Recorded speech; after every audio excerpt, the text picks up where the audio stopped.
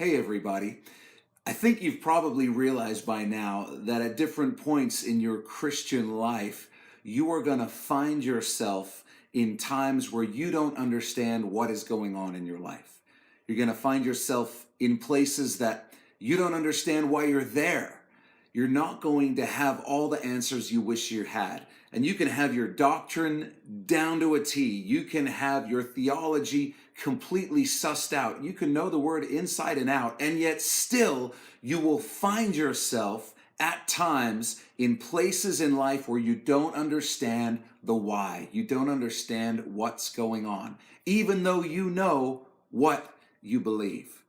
And I want to share an encouragement with you about how you can have peace and joy and contentment during those times where you don't understand the why and you don't know what's going on.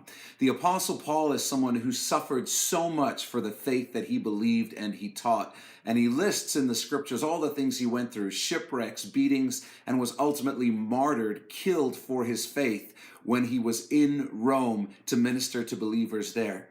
But in the second epistle of Timothy, in chapter 1, verse 12, this is what Paul says. He says, "Nevertheless, I am not ashamed, for I know whom I have believed, and am persuaded that he is able to keep what I have committed to him until that day." That is such a powerful verse. Paul says, "Nevertheless, I'm not ashamed, for I know whom I have believed." And when you're in those situations and times in life where you just can't figure out the why, what you really need to remember is not what you believe, it's whom you believe. Because when you remember that you have placed your faith and given your life to Jesus, that you've committed your life to Him, and you begin to think about Jesus rather than trying to find all the answers and explanations, you instead focus on the whom you have believed rather than the what you have believed, you're going to find yourself blessed by a wave of peace and joy and contentment, even though you don't yet understand the why. There's so much in life that is based on knowing the character of the God that we believe in.